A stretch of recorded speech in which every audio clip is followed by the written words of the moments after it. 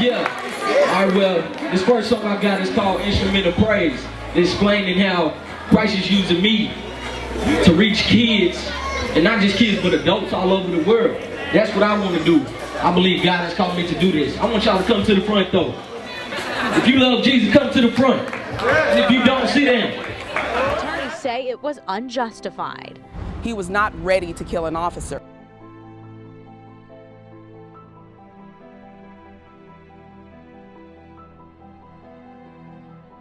Almost 45 minutes to an hour before we got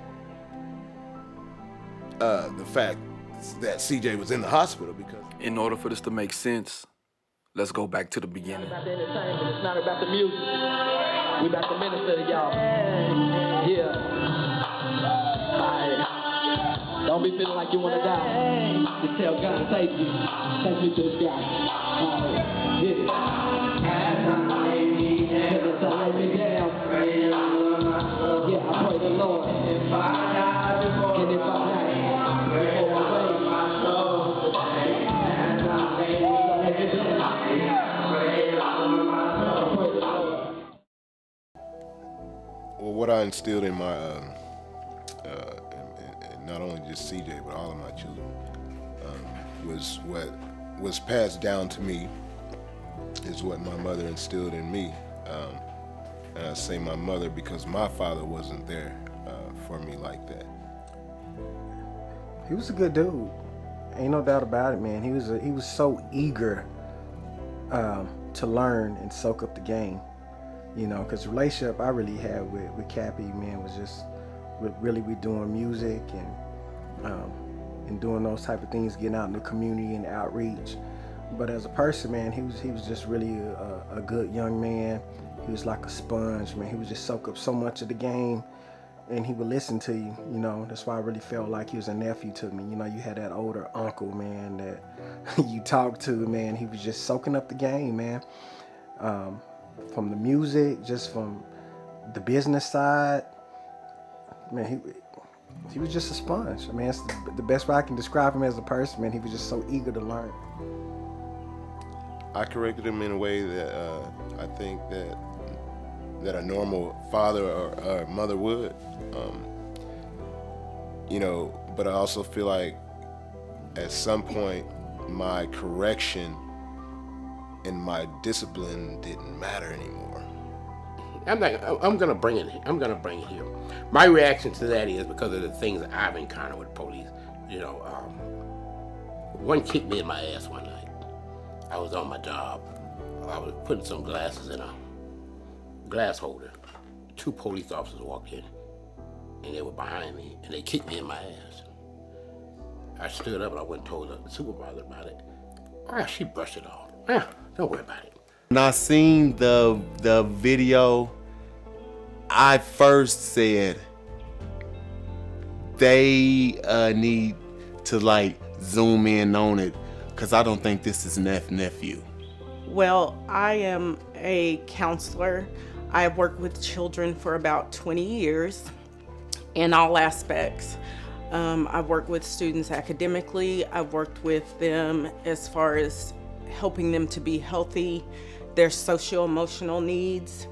I've worked with them in their career focuses, and I've also worked with students in religion as a youth minister. We tried on numerous occasions to obtain information regarding Charles Pettit's shooting, and we received very little cooperation in return. Regarding the Pettit video, I was given digital files.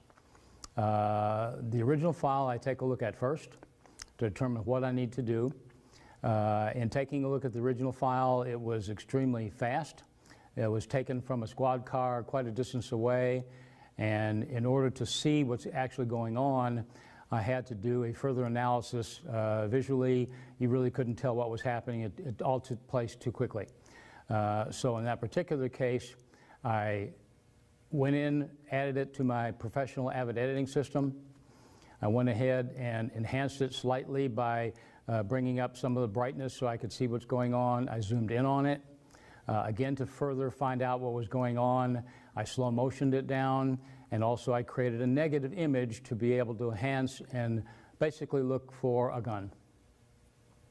Before I give you my opinion, I was asked to take a look at the original video to determine if there was a gun in Mr. Pettit's hand.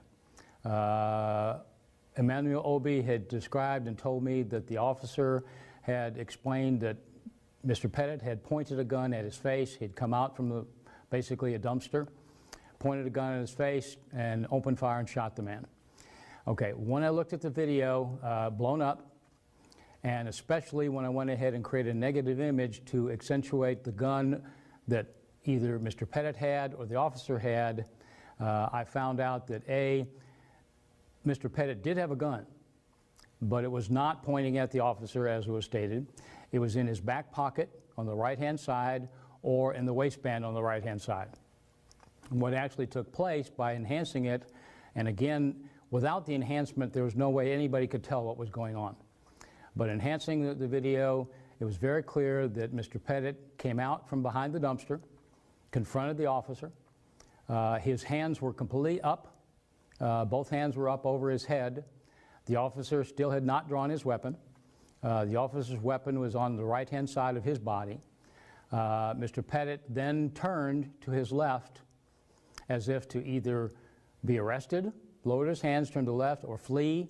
That I can't tell because the video that I was given had no audio, which was quite unusual because it should have audio. Okay, in any event, Mr. Pettit did turn left with his back to the officer. You can see in the video very clearly, at that point in time, the officer reached for his service revolver on the right-hand side of his body and shot Mr. Pettit in the back. Well, Paul, we met with the family's attorneys right here in this area where the shooting happened. They tell me they're in the process of suing the Midwest City Police Department for the shooting and the way it was handled. Influence. You can't, there's a term, there's a scripture in the Bible says that bad company corrupts a good character. So, and my thing is you can't be good and do good if you're all around, if you're around negativity and a bad atmosphere or a bad environment all the time. Eventually you will become a product of the environment that you are around. I didn't really see a lot of mistakes Cap was making, to be honest with you, to Capy. But how I normally work with young people, man, is I try to set examples. Because, if you're not living up to what you're talking about, man, kids, they ain't really trying to hear that. But when you put action, you back up what you're saying, not only am I'm telling you what's the right things to do, but I'm actually doing the right thing in my life, and I'm applying all these principles and all the things that I'm sowing into you, I'm going out there living it too. So living by example, so when I was around Capy, man, I've never seen that side of Cap, to be honest with you. I never really seen him getting into trouble as far as the times we was together, man. We really just had good times, man. We just fellowshipping with the positivity. That's what I remember most about Capy. And it was just really unfortunate him and my son never got an opportunity to collab. And it was they was two young men, man, that was just doing it at a high level, man, in the city. And I know just through Capy's effort, man, he even went to New York. And I mean, I'm talking about this was in like a couple months' time from recording his first song on wax to doing a show in New York. It's a tragedy, but this is a tragedy that's been going on for 400 to 600 years. This is a mind condition thing. And when I say this, it's either damned if we do, or that is damned if we don't. When will things change? How can we win some of the battles that's going on in this? When we're like watching our youngsters without no evidence still getting executed. Yo, what up, y'all? This song right here is called I Love You Mama. It's to my mom's. My brother wrote it, but I remixed it. So all of this is mine. I wrote it. Yeah. Let me get the beat going.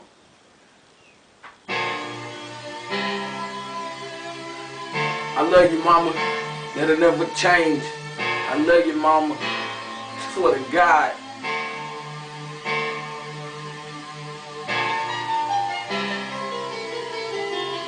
I love you. Yeah. My voice a little cracky, but I'ma keep it going. Check it. I love you, mama, I really do. I love you, mama, you know it's true. I love you, mama, I ride for you. I love you, mama, I die for you. I love you, mama, I really do. I love you, mama, you know it's true. I love you, mama, I ride for you. I love you, mama, I die for you. Mama, you be the strongest lady in this world, it ain't crazy. I remember the time when you was calling me baby, but I'm older now, and still I ain't living shady, don't get me wrong. I always had you stressed in the brain, from fighting with Mark West to fussing with Lil Dane. Mama, you be that lady that matter to me. You ain't like them other girls that be running the streets. Mama, you got 7 sons and you got 3 daughters, and just like Carl said, it only come to come harder. I remember the time when we was living in the same crib, everybody fucking and fighting. Guess how we live? Well, that's just how it is. Oh yeah, mommy, I love you, mama. Yeah, when you was stuck in me in that night, I remember that time. Every time you used to kiss me on my cheek, mama, I miss it. Mama, I miss it. Mama, I'm missing your kisses. Mama, I need you. I remember the time. Do you always ask me, do you want me to be you? And I was like, no, I'm too old now. But mama, I need you now. And I miss your smell. I need you, mama. I don't want to cause no drama. I need you, mama. There's no name for when you lose a child, because it's unnatural to lose a child. And it doesn't matter whether we're talking about miscarriage, SIDS, some health issue, or violence. There's no name for the loss of a child. The worst way I heard about it was through social media. And I just went to my news feed and I just started seeing the posts. And then I didn't want to believe it at first. And then the news picked up the story. And it was just in shock. And the first thing I did, man, I was like, I need to call his dad. That's my first initial action. I need to call his dad. And he told me he was at the hospital. And he said, you know, I need all my prayer warriors together. You know, y'all come up here right now. And I was on my way. The stuff that he provide, he trying to use me. And yes, I can see it in my eyes. And I got a good feeling and it's creeping in my thighs. Trying to wrap up on this song, really it's the praise God. I'm an instrument of praise, and it's the until I die. Feel like I'm trapped in a box, but he got me outside. That's my Christ, that's my God. October 5th, at about around maybe anywhere between, I want to say,